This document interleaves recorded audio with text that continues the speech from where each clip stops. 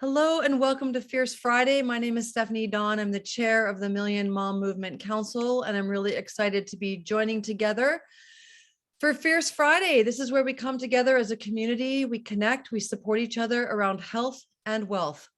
And today is all about health. We spell each Friday off. Next week it's going to be about wealth. And today we're doing a favorite, which is Ask the Council Health. And we only have an hour. We cannot go over an hour. So thank you for respecting the time and everyone's time. And I'm excited to dive in with the council. Before we do, we'd like to read you the pledge. And I'm going to ask my colleague Jody and Leora to read us the Million Mom Movement pledge. Thanks, ladies. Sure thing. Good morning, everyone. So I'm going to share my screen so that you can know where to find the pledge. It's something that you can share. It's something that you can put up in your story on Facebook. This here information that only comes to us. We do not share it. So under movement, under join is where you're going to find the pledge, and you're going to scroll on down, and Leora is actually in that picture right there. Those are real Million Mom Movement children. And we come all the way down here, and we're going to set our intention for this call, for the way we're walking through life as part of the Million Mom Movement. I go first, you go second? Okay, here we go. I pledge to defend the health of myself and my family. I pledge to choose organic foods that are minimally processed and free of man-made ingredients. I pledge to read labels and educate myself on all aspects of clean living. I understand that my actions today will positively impact the health and environment of future generations. I am committed to sharing this movement of many. I am the Million Mom Movement.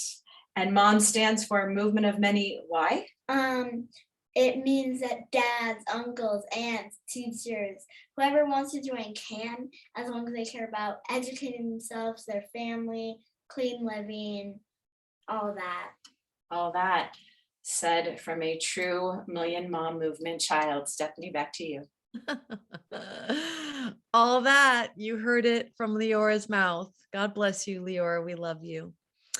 Okay, and now we're going to go to our little segment called In the News, where we, the council, have found something that we think the Million Mom Movement community wants to know about. And I'm going to defer to my colleague Naiva in Kauai, who has a little news segment for us today. Aloha, beauty. Aloha, Stephanie. Good morning, everybody. I'm going to go ahead and share my screen. This was actually shared with us from someone out in the field. They shared it to the Million Mom Movement yesterday, so I wanted to bring it to you all because it did seem like something pertinent to share with everybody. Excuse, my screen was already scrolled down. So melatonin overdoses in kids are skyrocketing per the CDC. So why is this? Why are people giving their kids melatonin? There's been calls to the poison control centers about children who took too much melatonin, and this rose by 530% in the last 10 years, you guys. This is really scary. The CDC released a new report Thursday on the increase in melatonin ingestion among children. 2 children died in the last decade due to melatonin ingestion. And these are all really scary statistics because why are people giving their children melatonin supplements when they can get it naturally in food? So there's been calls to the poison control centers involving children who took too much of a sleep supplement. Melatonin has increased by 530% in the last decade, according to the CDC. The report found pediatric melatonin ingestions reported to poison control centers rose from about 8,000 in 2012 to 52,000 in 2021. The largest yearly increase occurred between 2019 and 2020. Most calls involved unintentional overuse in boys under 5 years old. The CDC found 2 children died in the last decade as a result of taking too much melatonin. Of the children who died, 1 involved intentional medication misuse per the CDC. So This is scary. People are wanting their children to sleep better, and we have a solution with our apothecary. So keep that in mind when you're talking to parents. More than 27,000 children needed to go to the healthcare facility due to melatonin supplement ingestion. And of that number, 14.7% were hospitalized and 1% required intensive care. 5 children required medical ventilation. Melatonin's popularity has grown in recent years. The pandemic supercharged the melatonin sales. Americans spent over 825 million on melatonin supplements in 2020, representing a 42.6% year-over-year increase. So, we have a solution for these people. I'm not going to read the whole article. I will share it in Million Mom Movement Official on Facebook. In our group. And so please join us there. I'll go ahead and share the article there after our call, and you can read the whole article, but we have a solution. So we want to share that solution with people that are looking for a solution. So we also wanted to continue to have a call to action here about sharing on your Instagram, reaching out to the brands that are poisoning our families, that are putting these toxic chemicals, these ingredients that contain toxic chemicals, glyphosate and others into our food. So some of the popular stores that sell these foods are Hy-Vee, Whole Foods, Amazon, Walmart, and Target, among others. And we have to speak up if we want to make a difference. So this whole article has been posted in Million Mom Movement Official if you want to go learn more. But I wanted to scroll down here.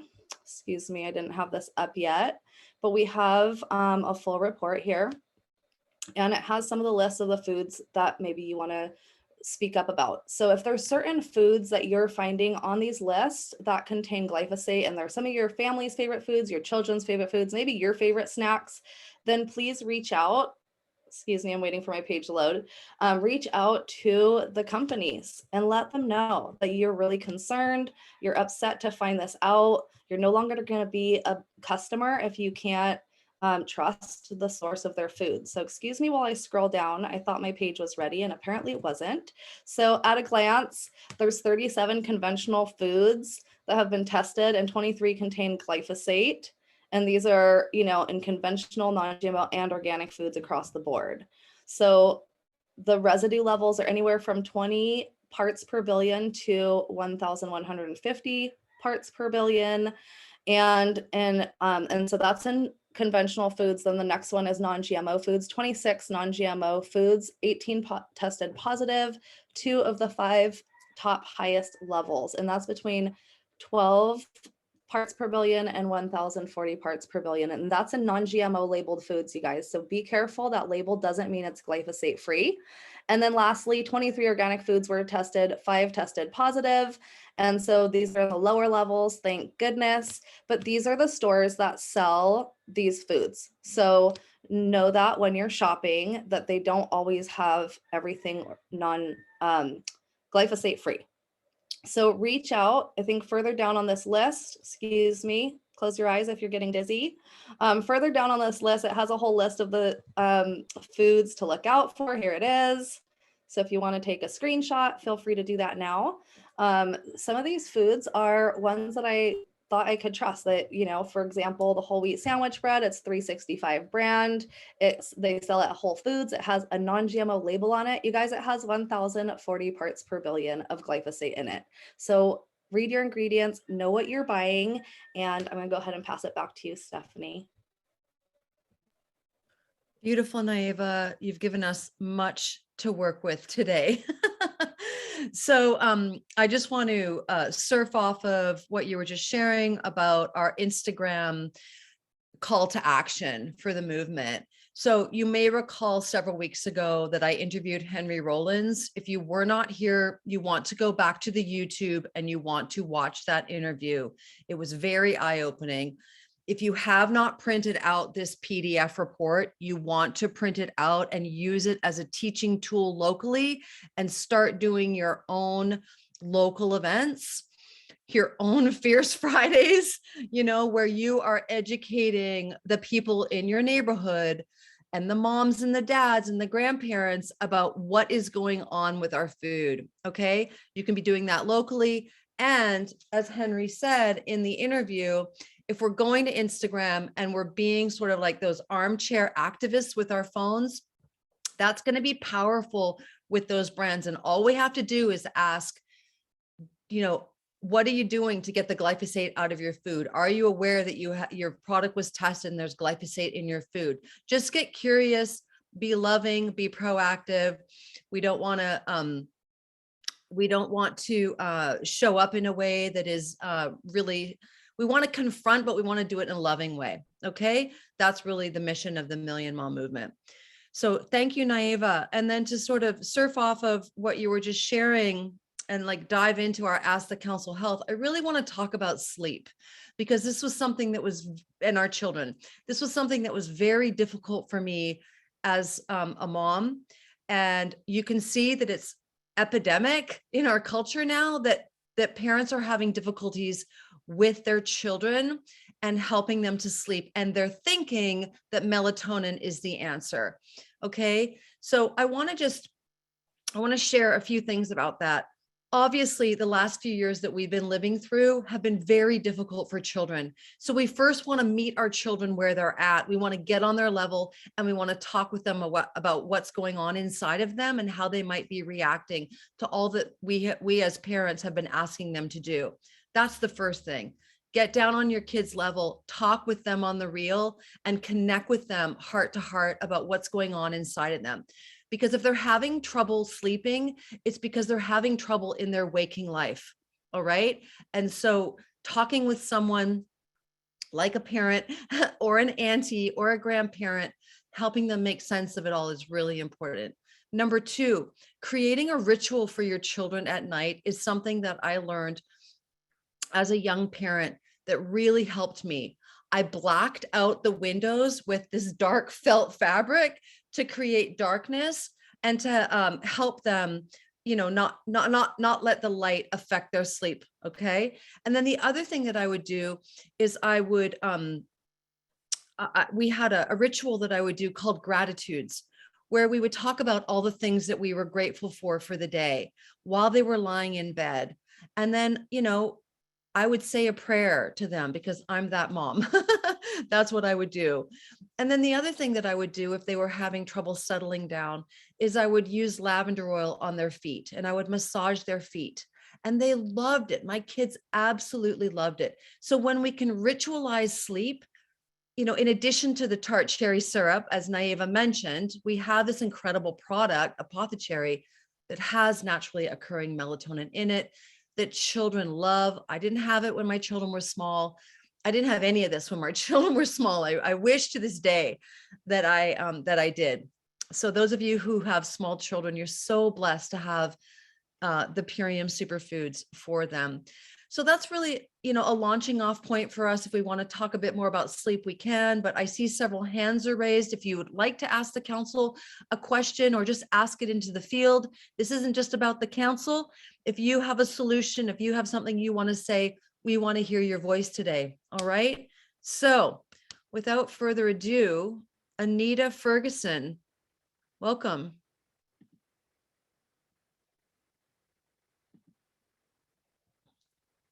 I'm asking you to unmute, Anita. There you are. Thank you. Hi, welcome. Do you have a question? No, I do not. You have a comment?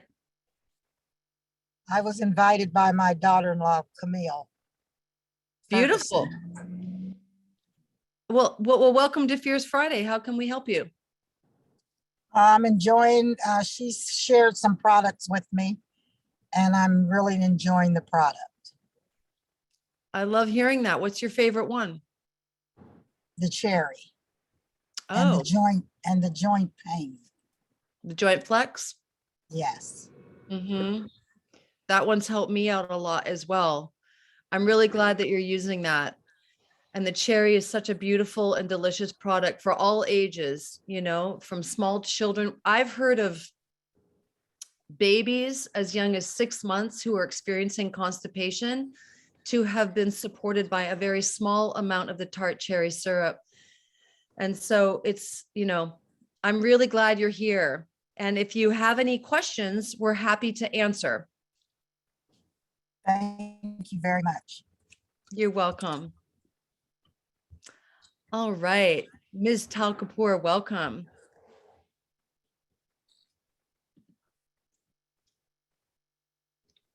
Well, hello. Can you hear Hi. me? Yeah. Hi. Hello, Fierce Friday people. I love it. And welcome to the call, mother-in-law. That's so awesome that you're here. I have a question about cracked cell chlorella.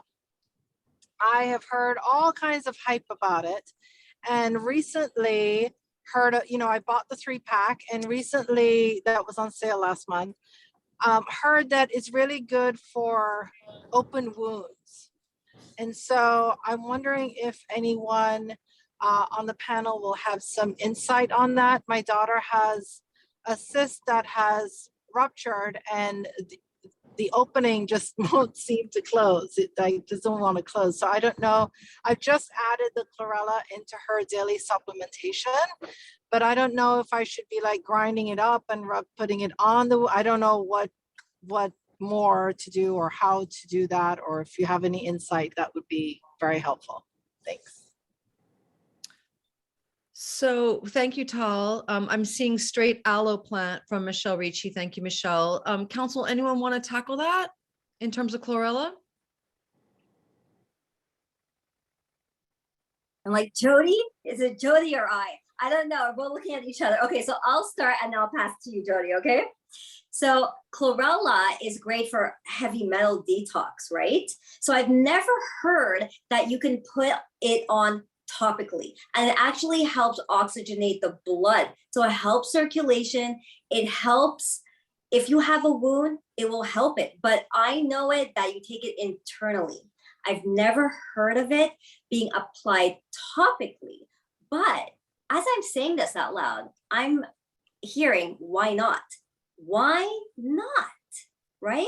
It doesn't seem like a bad idea. You know, I know a couple people who are using our fulvic zeolite topically on the wound itself, like colloidal silver. You can use that as well topically. So I don't see why it would be a problem. And, you know, this could be our case study, Tal. I would love to know more what happens, and let us know. Is it helping the wound? Is it closing up faster? Is it healing faster? I would love to know. And I would love to hear your takes, Jody.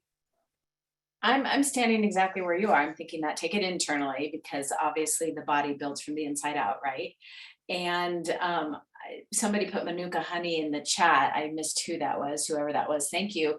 But my first thought was mix it with honey and put that on it, because honey is very has a lot of healing benefits, and it's been known to help with a lot of wounds. And also the aloe is always good for skin internally and externally.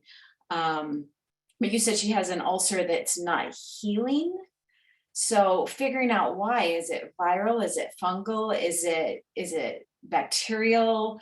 You know, that's the other thing that will help you kind of discern where to go with this. That's why chlorella would help nutritionally, but if it's not binding heavy metals or not grabbing onto things, like it's hard to know how that would happen. So I would mix it with the honey, because we know honey helps with wounds, period. But figuring out what's at the root of it, if it's, you know, like warts are going to typically be a virus. If it's a fungus, you're going to treat that differently, you know, looking in maybe essential oils or things like that. So, you know, we're being very generic because we have to be, and because I don't think either any of us are sure. Stephanie, Naiva, or if somebody else has thoughts, throw them up in the chat. Is there a vegan alternative to honey? No, not in this case. You could try the aloe, but honey actually has enzymes and nutrients in it and antibacterial aspects of it that aloe, I don't believe, has. Tess, am I wrong about that? Do you know? No, I would do the aloe, or as everyone recommend, or the colloidal silver. You could put that topically, you know, but honey is so beneficial. There's so many antimicrobial properties in it, you know, so if you're not eating it, we can just put it topically, you know, so why not? And always look within, because why is it not healing, right? I mean, something's happening. So I love what Jody said. Look deeper, see what's happening. Is something recurring? Does she have bruises? Are bruises not fading away fast enough? Look at other things that might be occurring. Thank you, Taz. Thank you, Jody. Tal, you're getting a lot of recommendations in the chat, so I'm hoping that you're able to see all of those. Thank you for your question, Tal. All right, Gleneth Lambert, welcome.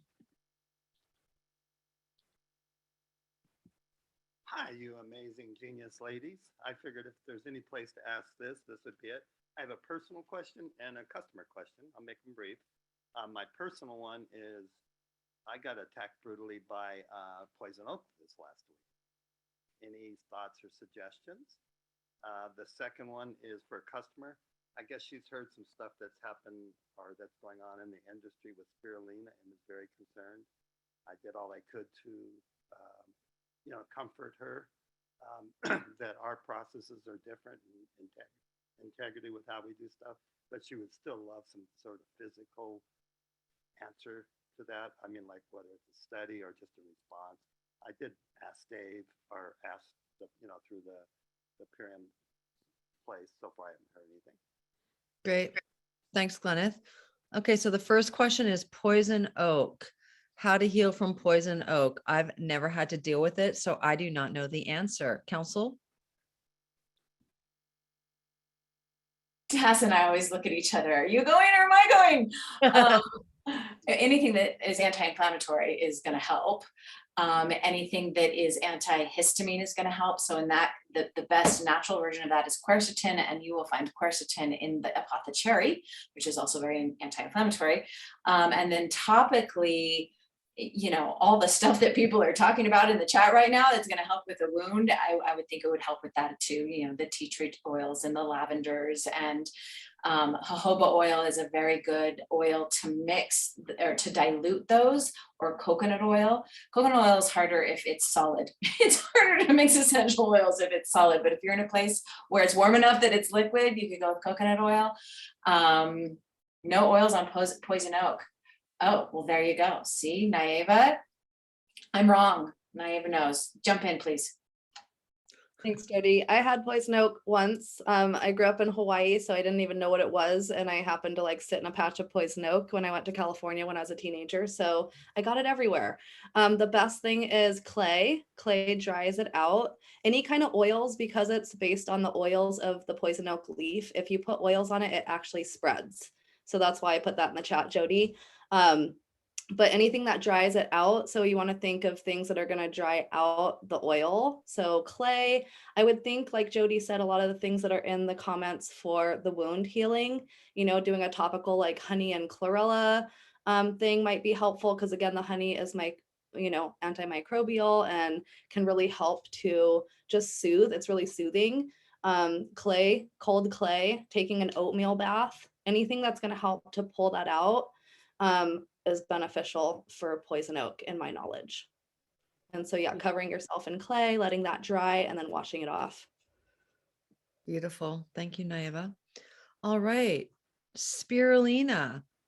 I've heard of nothing in regards to the spirulina industry. Have you guys heard anything about what's going on with spirulina? No. Yeah, I know where that's coming from. It was a story, I don't even know how long ago the story was, that because spirulina is good at detoxing you, it also can get contaminated very easily. And somewhere, someone was growing it and it got contaminated, and it was this great big huge story, and it freaked everybody out in the natural health world. And then people got scared of spirulina. And I can't speak to other companies, but I can speak to Purium. It is grown inside. The air is filtered, the water is filtered. It is not contaminated. We test all our products before we send them out anyway. So our spirulina does not have that contamination. I can't speak to any others, but I do know that that is where that story came from that made people concerned.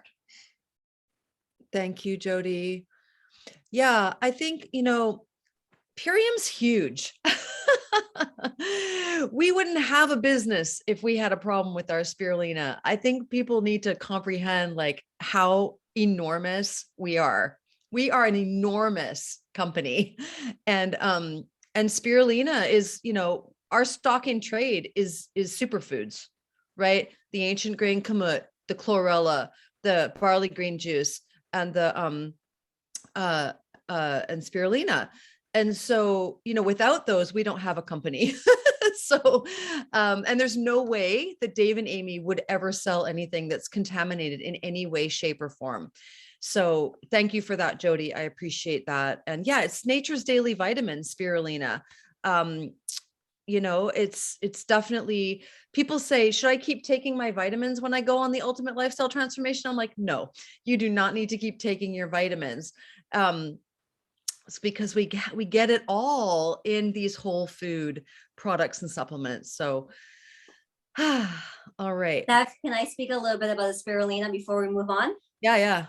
Okay, so I use my body as the ultimate litmus test. Okay, if something doesn't agree or something is contaminated, you will see it, and you will see it right away. Okay, so I suffer from really bad eczema, like all over my face.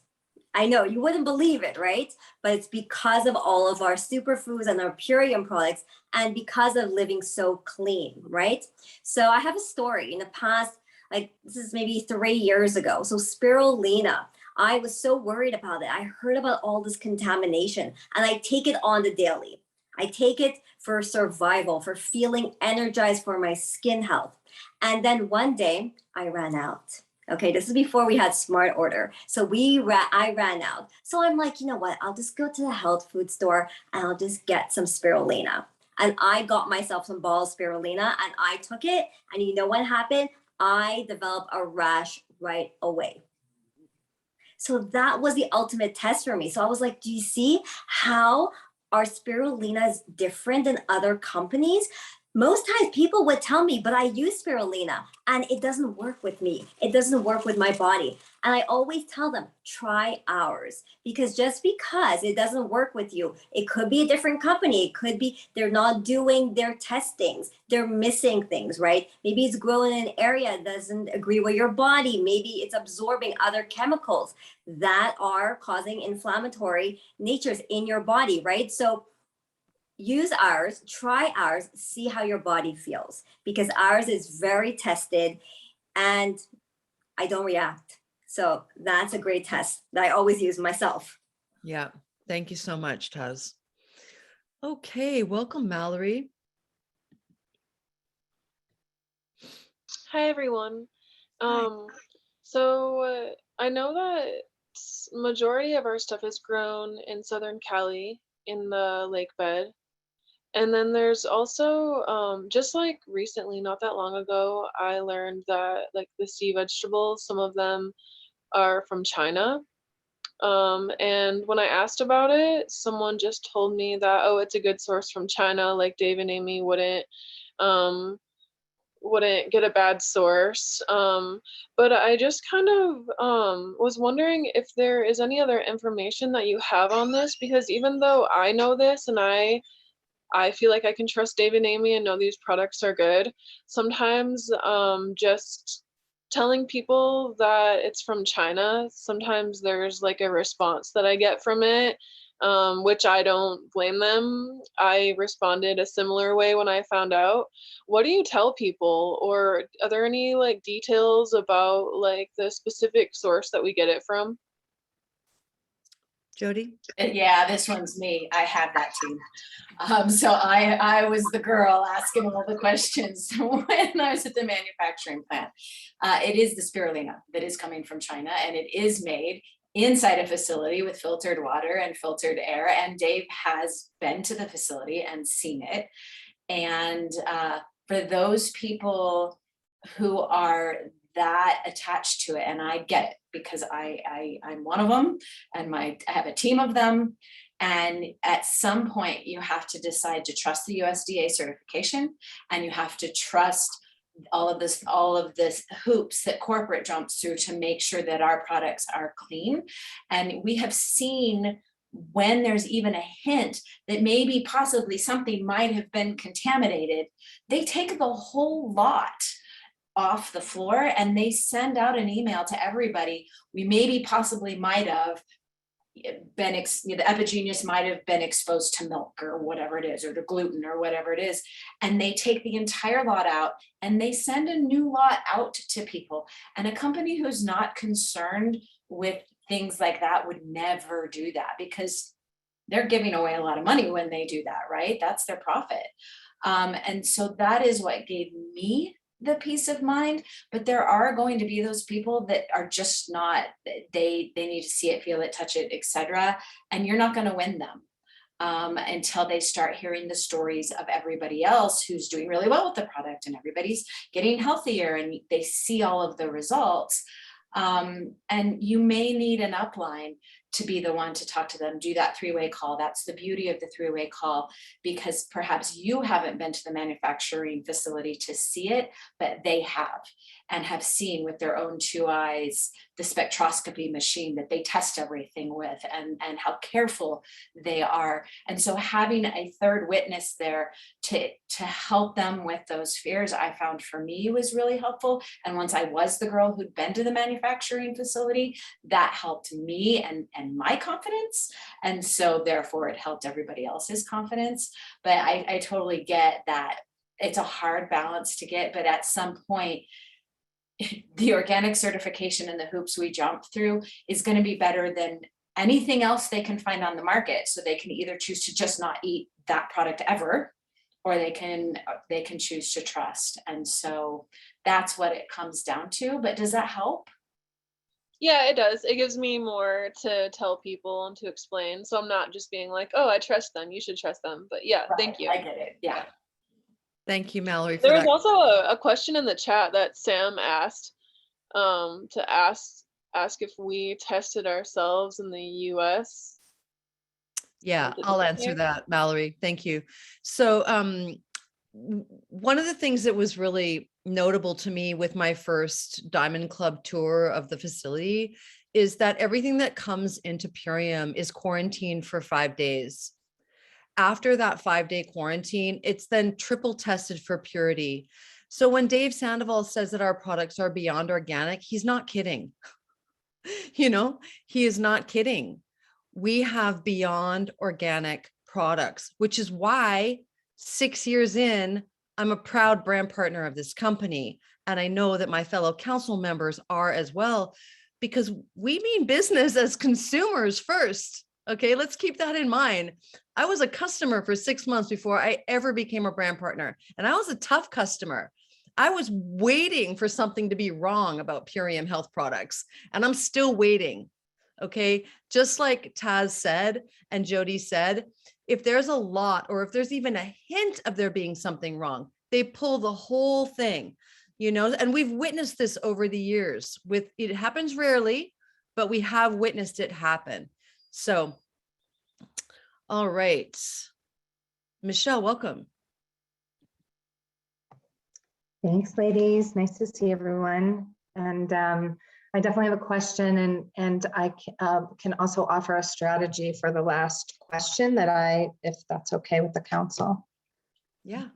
Yeah, same thing as Stephanie was saying, that as a survivor of toxic trauma, I definitely needed to have diligence, and we all got to see the diligence that is taken with these products. And so that's number one, is that we test in small batches and everything that Stephanie just said, but also just sending them to the website or to the page with the spirulina on it. And then even being able to look at the company. There's a blog now for what actually the testing is from last weekend. They just put a blog up. Maybe somebody knows what I'm talking about and can pop it in the comments, but that's a good resource to send to somebody, because then they can compare it to any other spirulina and they won't get as far.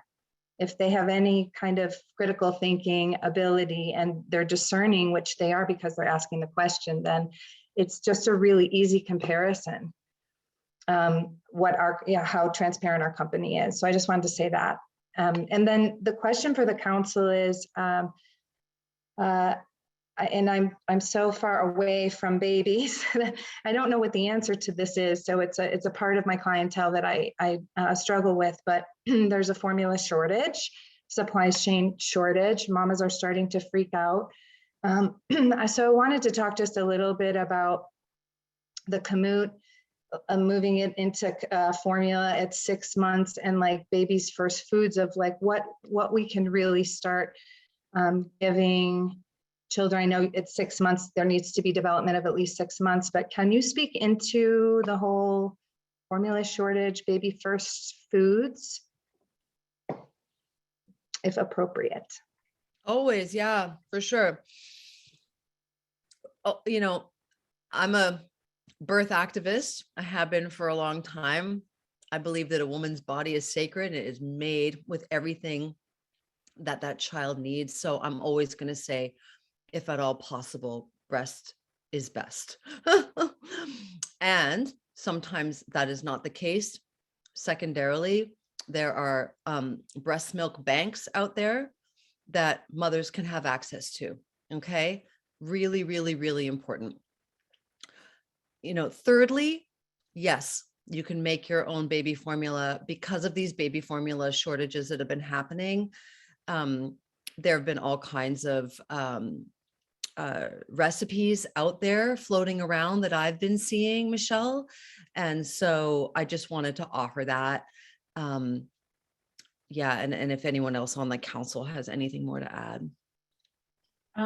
Yeah, that's kind of where I would go to. There are, you know, formula is, how do I say this? Well, not very nutrient dense and not well absorbed, and has a lot of genetically modified stuff in it. So a lot of people have come up with organic formula, you know, breast milk replacement ideas, and you can Google that and find lots of recipes. There's also there's a company out of, I want to say it's Holland, that makes one that's based in goat milk. So goat milk, a lot of people go to raw goat milk if they can get it, because the goat system is more similar to a human system. Milk, raw dairy is tough because baby cows have 4 stomach chambers and digest things twice, and goats just have 1 stomach chamber, and it's more similar to human milk. So a lot of people will suggest goat milk versus dairy recipes, because it's about 70% of the population has trouble properly digesting casein, which is the more difficult protein in milk, in dairy, to digest.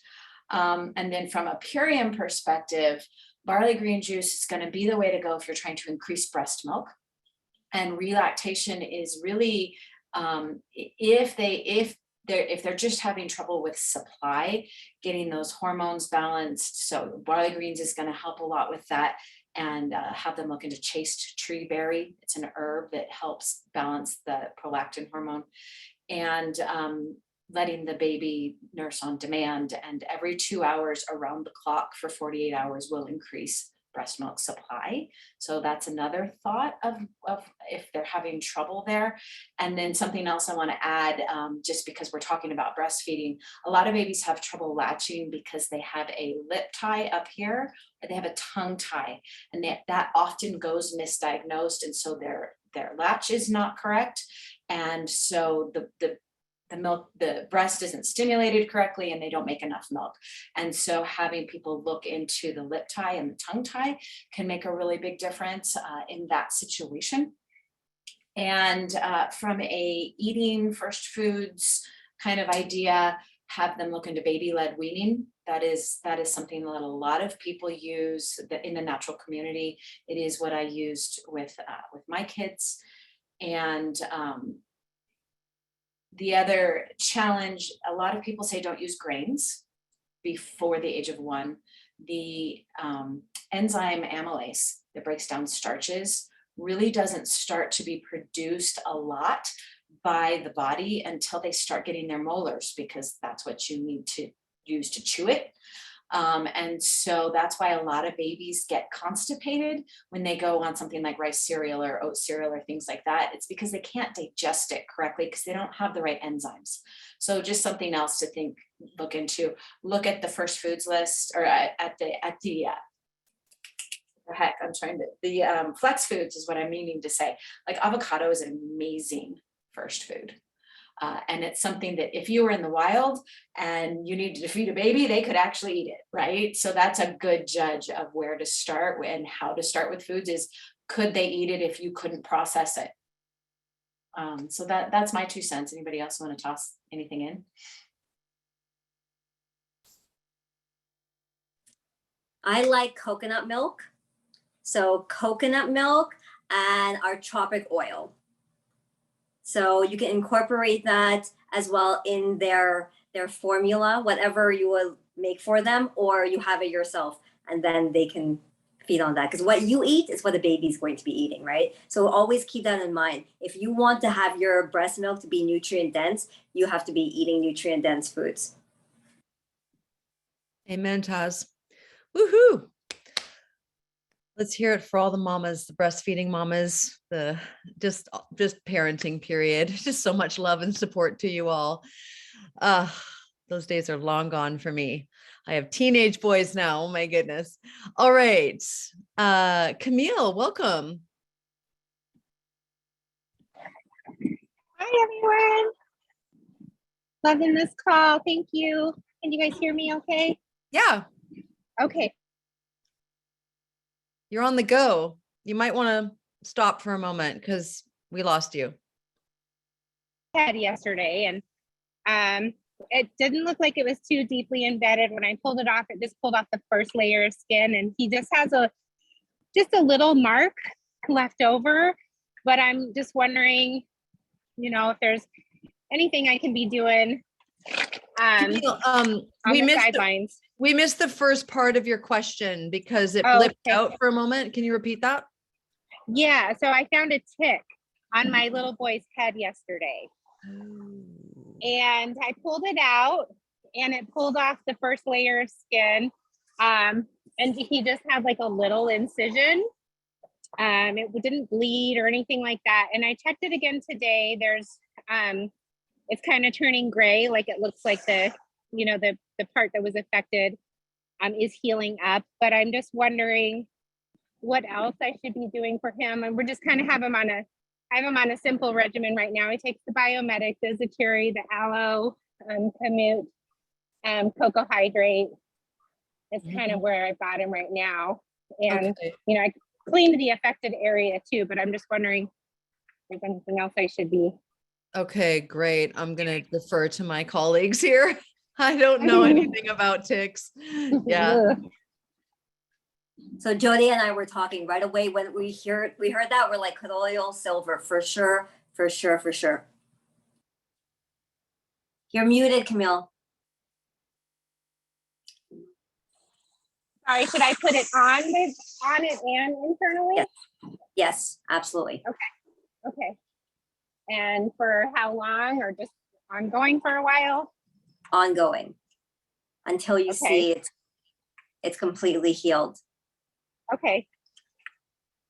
You'll know. I'm actually I've had Lyme. I don't anymore. And I was told by my practitioner that I was the healthiest sick person she ever saw. And that was because of what I was eating. And I basically live the 30-day lifestyle daily and have for years now. So yeah, stick with all the stuff you're already doing because all of that will help too. But if it's still in the bloodstream, then colloidal silver should take it out. I can't say that. I'm not a doctor and I'm just going to say that. That would be where I would go. Some people would go straight to the antibiotics just to be sure. But then if you're going to do that, make sure that you deal with the gut imbalance that could cause. But it is not something you want to mess around with because once it becomes chronic, it's very, very hard to get rid of. It's much easier to treat right out the gate. Okay, yeah, he doesn't, what would I look for? Just like a rash and fever and stuff like that? Exactly. Okay, yeah, I'm really honestly not too worried about it, but because I don't think it was on him for very long, but I appreciate the advice so much. Did you keep the tick? No, I didn't. Okay, because just for anybody listening, and Michelle put it up in there, but if that happens to you, to anybody on the call in the future, and you pull the tick off, keep the tick, you can send it into a lab and have it tested, and then you will know if the tick had Lyme. Okay. Very Okay. cool. Thank you, Jody. Thank you, Camille. Yeah, thanks everyone. Mhm. All right, Miss Leela Grace.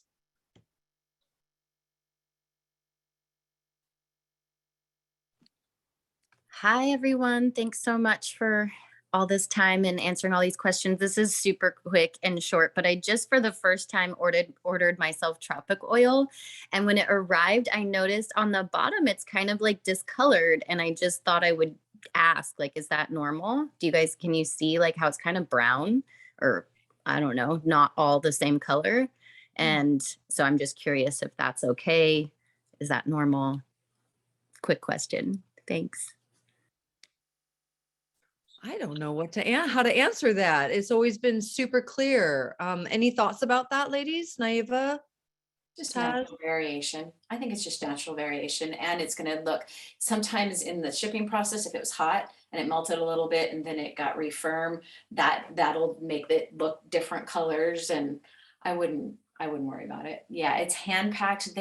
Most coconut oil companies melt it, then pour it and put the lid on. We do not, because when you melt it, it lowers the lauric and caprylic acids in it, which are the stuff that's antifungal and antiviral. And so we hand pack it. So they scoop it out and they hand pack it into the jars because it helps it make it healthier. So that is going to make it look different than the uniform stuff that other companies will have. Good to know, Jode. Thank you. Thanks, Leela. All right. I think Camille still has her hand up. Anyone else? Any other questions? We've got some time here. Somebody just asked in the chat, so I'll just jump in. The two acids that I mentioned, caprylic acid and lauric acid. So if you've ever heard of monolaurin as an antiviral, that comes from lauric acid. So that's the antiviral aspect of coconut oil. And caprylic acid is antifungal. So that's why people will use coconut oil for things like yeast infections and what's the thing on your feet? Athlete's foot and things like that, because caprylic acid is antifungal naturally. Thank you. All right, Mr. Jack Starr, welcome. Hi. Hi. I've never spoken on this yet, so hello. Hi. I am a single dad to a baby, a 2-year-old. So we live our Purian lifestyle together, and his name is Star. And he's been taking it for a while. He hasn't for a couple of months, I will say, because he's been with my mom. But I'm gonna be picking him up tomorrow night. So I'm really excited to get his superfoods back in. And what I usually do is I give it to him in applesauce, or I'll mix up a power shake, put the Biomedic in, and then I'll take a pill crusher, crush up the super aminos and put them into the applesauce. And I just kind of that's what I usually do, but he's getting a little bit older. Sometimes he's not wanting applesauce and stuff. So I wanted to come on here and grab some recipes and ideas to get the superfoods into him. Yeah, what you guys do. I love that. I'm so glad you're here. Thanks for speaking up. Of course, thank you. Oh my gosh, there's so many ways to get superfoods into our kids, right, ladies? I'm going to give it up to the council because they have much younger children than me. Awesome. Thank you. I'll listen closely. Okay, awesome. Naiva? Sure, I'll hop on. So one of my kids' favorites is Power Shake popcorn. If you haven't tried it yet, and I don't know if your 2-year-old can eat popcorn yet, just make sure it doesn't have the little kernels on it. But kids across the board love that. It's also really easy. I mean, you can do smoothies, right, with some other berries, some other fruits, have fun with it. Making nice cream. So ice cream with frozen bananas and coconut cream base is great because it's fatty, it's healthy fats. If you don't have coconut cream, you can also use avocado and banana. Avocado is, again, another healthy fat, makes it super creamy. There's tons of recipes on the Million Mom Movement page. Last week at the Diamond Club, we made some great hummuses. And hummuses are great because it's high protein with the garbanzo beans. And we made 2 variations. We made one with green spectrum and we made another one with some can't beat this in it. But you can play around with it. And, you know, put different things in hummus to make it a different flavor profile and make it tasty. And then of course, using veggies to dip is always fun for all ages, those finger foods. And yeah, we have a ton of recipes, and I think Leora wants to share some of her favorites maybe. Did you want to share anything? Well, I have one that I really, really like, which is cherry juice and cocoa hydrate. And you mix them together and put them in the fridge. And you use more cocoa hydrate than cherry juice. And you put it on the back of your spoon and it's like a lollipop. That's her favorite treat. Right? But yogurt is another thing. We call it Purium yogurt. So if you use less, you can put it in yogurt, you know, coconut or cashew or whatever yogurt you want to choose. Or you can just use less water or less whatever milk you're using so that the consistency is thicker. And we call that Purium yogurt. And then we put like fresh fruit, like raspberries and blueberries and rice, because she likes those, I think it's 1 degree sprouted brown rice crisps. It's like Rice Krispies. She likes to put that in there, and seeds, hemp seeds and chia seeds and slivered almonds and all that stuff. The chocolate broccoli bars. What do we call that on the website? My kids call it chocolate broccoli bars because it's green because of green spectrum, and that's where broccoli came from. But So we call those super crunch bars. I don't know, but Jack, if you haven't been to the Million Mom Movement website, we have a whole recipe page and you can have some serious fun on that page and just get some inspiration. And then just to piggyback on what Jody and Leora were sharing, when my kids were small, when I first found Purium 6 years ago, I would get the yogurt and I'd add bio fruit to it. Which you can get in the juice bar in a bag or just buy it on its own. And then I'd throw in the nutrition pack too. Beautiful. Yeah, in the family nutrition pack as well. And then you can throw in some blueberries or some strawberries, some bananas, and maybe, you know, drizzle a little bit of honey or maple syrup. So delicious. So delicious. And here I am. I'm going to say my kids love donuts, right? You don't want them eating everything. So this is a great way. On the Million Mom Movement, I have a great donut recipe, and the frosting you can use for that. You can use the Epigenius Kids. You can use the MVP. You can use any of them. Okay. And you add the tropic oil, you melt it, and you just put it on it. It's so delicious. The kids have no idea they're having so much nutrients. And I mean, it's a donut. How can you say no to that? It's great for birthday parties. Bring it over to a friend. They would have no idea they're having so much nutrient dense foods. I love it. Thanks, Taz. Yeah, from sad to rad. That's what we like to talk about here, right? We're not gonna, we like what we like, but we like to make it better, right? So the other thing that I have done for my kids for years, and I still do it with teenagers, I did it when they were younger, is I'd add the green spectrum to their orange juice. I make it green.